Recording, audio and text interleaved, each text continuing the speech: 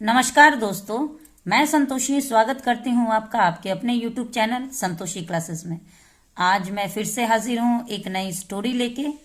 Story का title है the lamp on the हिल। इस स्टोरी को हम इंग्लिश टू हिंदी ट्रांसलेट करेंगे। एक एक वर्ड का हिंदी अर्थ मैं आपको बताते जाऊंगी, उनका करेक्ट प्रोनाउंसिएशन भी बताते जाऊंगी, और बीच में जो भी ग्रामर का पार्ट होगा, यानी इस स्टोरी में जो भी ग्रामर का हिस्सा होगा, पार्ट होगा, उसको भी हम बहुत ही डिटेल में समझेंगे। और इस सारे स्ट्रक्चर को आप ध्यान से देखिएगा, क्योंकि आपको जितना भी इसमें स्ट्रक्चर बताया जाएगा उस सब से आपको स्टोरी को पढ़ने में समझने में आसानी होगी। तो चलिए वीडियो को स्टार्ट करते हैं। सबसे पहले स्टोरी का टाइटल देखते हैं, द लैम्प ऑन द हिल। क्या मतलब हुआ दोस्तों? लैम्प का मतलब होता है बत्ती, दिया। ऑन द हिल, हिल का मतलब होता है पहाड़, ऑन मतलब पर। ऑन एक प्रीपोजिशन है जो कि हमें किसी भी वस्तु का स्थान का पोजीशन बताता है। द लैम्प ऑन द हिल का मतलब हुआ कि पहाड़ पर जलता हुआ दीपक। अब मैं स्टोरी को पढ़ने जा रही हूँ। मेरी रिक्वेस्ट है आपसे, वीडियो अच्छा लगे तो लाइक जरूर करिएगा। चैनल पे अगर पहली बार मेरा वीडियो देख रहे हैं तो चैनल को सब्सक्राइब भी कर लीजिएगा। तो चलिए स्टार्ट करते हैं। मेरे चैनल पे बने रहिए, वीडियो के एंड तक बने रहिए, और जो भी स्ट्रक्चर आपको उसमें बताया जाएगा उसको भी जरूर ध्यान से देखिए। One day Birbal said, your majesty, man can do anything for money. क्या मतलब हुआ दोस्तों? ये जो वाक्य है ये पास्ट इंडेफिनिट का एफर्मेटिव वाक्य है। यहाँ पे आप देख सकते हैं सेड वर्ब का सेकंड फॉर्म है, से का सेकंड फॉर्म सेड। से मतलब बोलना, कहना, सेड मतलब कहा या बोला।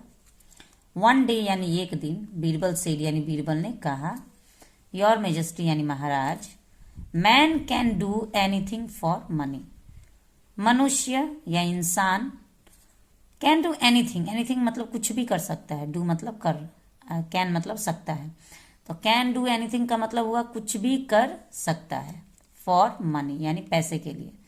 तो एक दिन बीरबल कहते हैं अकबर से कि महाराज, कोई भी व्यक्ति, कोई भी इंसान पैसे के लिए कुछ भी कर सकता है। ठीक है, अगला देखते हैं। अकबर सेड, अकबर ने कहा, prove it, prove it. Proof का मतलब होता है साबित, इट मतलब इसे, यानी इसे साबित करो।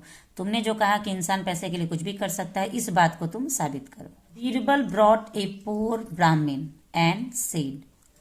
बीरबल ब्रॉट, ब्रिंग का सेकंड फॉर्म ब्रॉट होता है। ये वाक्य भी पास्ट इंडेफिनिट का एफर्मेटिव वाक्य है। दोस्तों, जब भी हम पास्ट इंडेफिनिट में कोई भी एफर्मेटिव वाक्य बनाते हैं तो वहां पे हमें वर्ब के सेकंड फॉर्म का इस्तेमाल करना होता है, यानी सेकंड फॉर्म का प्रयोग हम किसी भी सेंटेंस में करते हैं। तो बीरबल ब्रॉट का मतलब होता है बीरबल लाए, ब्रिंग का मतलब लाना, ब्रॉट मतलब लाया या लाए।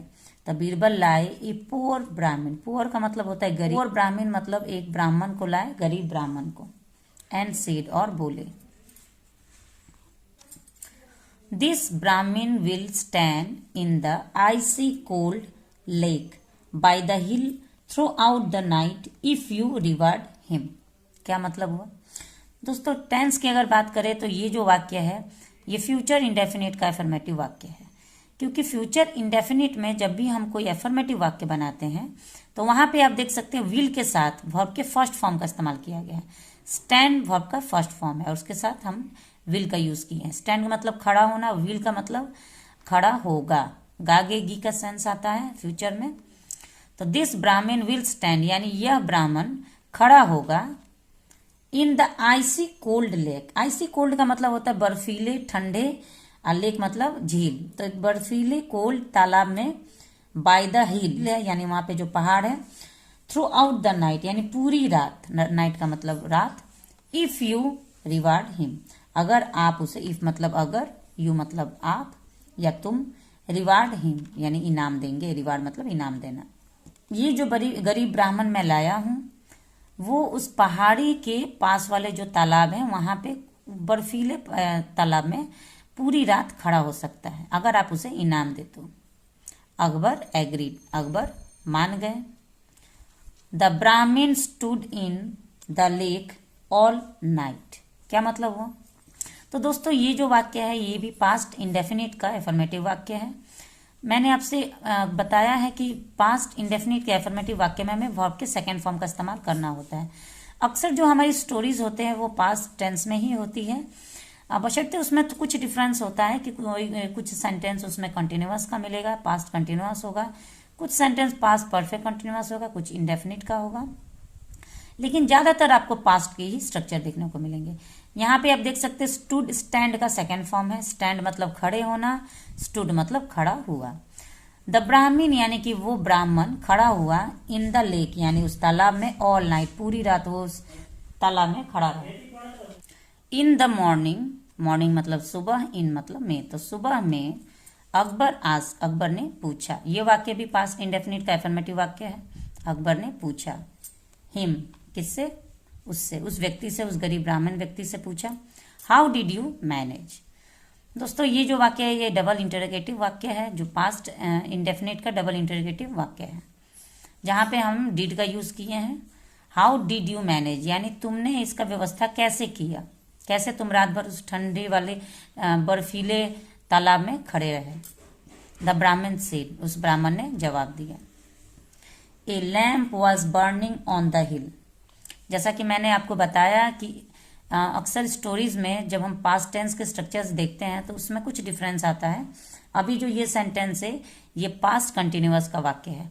पास्ट कंटिन्यूअस में दोस्तों हम वाज या वर के साथ वर्ब के फोर्थ फॉर्म का इस्तेमाल करते हैं, या आप ऐसे भी समझ सकते हैं वाज या वर्ब के साथ वर्ब के फर्स्ट फॉर्म में आईएनजी जोड़ने से वर्ब का फोर्थ फॉर्म बन जाता है। आसान है, फोर्थ फॉर्म बनाने में कोई दिक्कत नहीं है। बेसिकली हम 3 फॉर्म्स याद करते हैं। फोर्थ फॉर्म में वर्ब के फर्स्ट फॉर्म में आईएनजी लगा देंगे तो वो फोर्थ फॉर्म बन जाएगा। तो ए लैम्प यानी कि एक दीपक या एक दिया, वॉज बर्निंग यानी जल रहा था, ऑन द हिल यानी उस पहाड़ पर एक दीप जल रहा था, एक दिया जल रहा था, एक लौ जल रहा था। I watched it all night. I watched ये भी वर्ब का सेकेंड फॉर्म है, वॉच्ड, वॉच मतलब देखना, वॉच्ड मतलब देखा। आई वॉच्ड इट मैंने उसे देखा, ऑल नाइट यानी पूरी रात मैंने उसे देखा। अकबर सेड अकबर ने कहा। So the lamp warmed you up. So मतलब इसलिए, द लैम्प मतलब वो दीपक, वार्म्ड मतलब गर्मी दिया, वार्म वर्ब का सेकेंड फॉर्म है। यू अप यानी इस दीपक ने तुम्हें पूरी रात गर्मी दिया है, जिसकी वजह से तुम उस बर्फीले तालाब में खड़े रहे। यू लूज तुम हार गए। Birbal felt sorry for the ब्राह्मण। बीरबल फेल्ट यहाँ पे फील का सेकेंड फॉर्म फेल्ट, फील मतलब महसूस करना, फेल्ट मतलब महसूस किए। तो बीरबल महसूस किए, सॉरी यानी कि मतलब उन्हें बुरा लगा, फॉर द ब्राह्मण यहाँ पे हम सॉरी को हम माफ कर देना कहते हैं, लेकिन यहाँ पे वो माफ करने के लिए नहीं कह रहे, लेकिन उन्हें बुरा लगा कि अकबर ने उन्हें कोई इनाम नहीं दिया, और उसका उल्टा मतलब उन्होंने निकाल लिया कि आप हार गए। पूरी रात ठंड में खड़ा होने के बावजूद भी अकबर कहते हैं कि तुम हार गए। He did not go to the court for 2 days। दोस्तों ये जो वाक्य है ये पास्ट इंडेफिनिट का नेगेटिव वाक्य है। पास्ट इंडेफिनिट में जब भी हम कोई एफर्मेटिव वाक्य बनाते हैं तो वहां पे हमें वर्ब के सेकंड फॉर्म का इस्तेमाल करना होता है, लेकिन जब हम कोई नेगेटिव वाक्य बनाते हैं तो वहां पे डिड नॉट के साथ वर्ब के फर्स्ट फॉर्म का इस्तेमाल करना होता है। आप यहाँ पे देख सकते हैं डिड नॉट के साथ गो वर्ब का फर्स्ट फॉर्म है। ही डिड नॉट गो यानी कि वो नहीं गया, टू द कोर्ट यानी उस दरबार में नहीं गया, फॉर 2 days 2 दिनों के लिए वो दरबार में नहीं गए Birbal. When Akbar visited Birbal's home, जब 2 दिन बीरबल दरबार में नहीं जाते हैं तो थक हार के अकबर विजिटेड यानी कि जाते हैं बीरबल्स हाउस यानी बीरबल के घर में जाते हैं। He saw Birbal watching a pot of uncooked rice. उन्होंने देखा, सी का सेकेंड फॉर्म सॉ, उन्होंने देखा बीरबल को, वाचिंग, वाचिंग मतलब देखते हुए, ए पॉट यानी एक बर्तन, ऑफ अनकुक्ड राइस यानी कि बिना पका हुआ मतलब कच्चा चावल का एक मटका, एक बर्तन बीरबल देख रहे थे। ये चीज अकबर ने देखा। अकबर शाउटेड अकबर गुस्से में चिल्लाने लगे।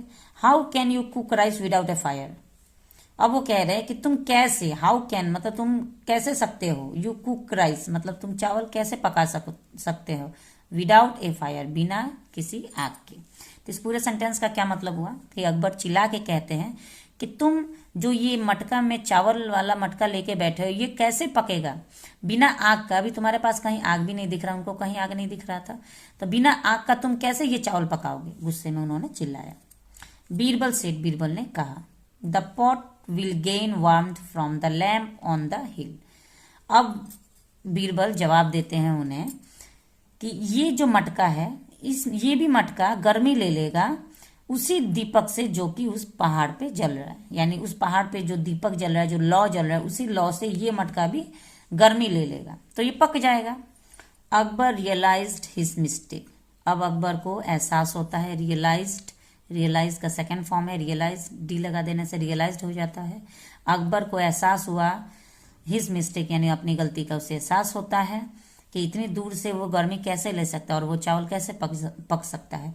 इसी प्रकार दूर खड़ा हुआ आग पानी में, बर्फीले पानी में खड़ा हुआ व्यक्ति दूर के एक लौ को देखने से मात्र कैसे वो उसे गर्मी ले सकता है। उन्हें अपनी गलती का एहसास हुआ कि उन्होंने गलत फैसला किया है। ही कॉल्ड द ब्राह्मण, उन्होंने बुलाया उस ब्राह्मण को, and give him 1000 gold coins, और दे दिए। यहाँ पे गिव का सेकेंड फॉर्म गेव हिम यानी उसे देते हैं। 1000 गोल्ड कॉइन्स यानी 1000 स्वर्ण मुद्रा, यानी 1000 सोने के सिक्के उन्हें इनाम में दे देते हैं उस गरीब ब्राह्मण को। तो इस प्रकार बीरबल ने उस ब्राह्मण की मदद की और अकबर को सबक सिखाया। तो आज की स्टोरी आपको कैसी लगी? उम्मीद है स्टोरी अच्छी लगी हो। अगर वीडियो थोड़ा भी अच्छा लगा हो तो प्लीज़ लाइक जरूर कर दीजिएगा। चैनल पे पहली बार अगर मेरा वीडियो देख रहे हैं तो चैनल को सब्सक्राइब भी कर लीजिएगा। बेल आइकन दबाना ना भूलें ताकि मेरे सारे अपकमिंग वीडियो सबसे पहले आप तक पहुंचती रहें। Thanks for watching the video and have a nice day.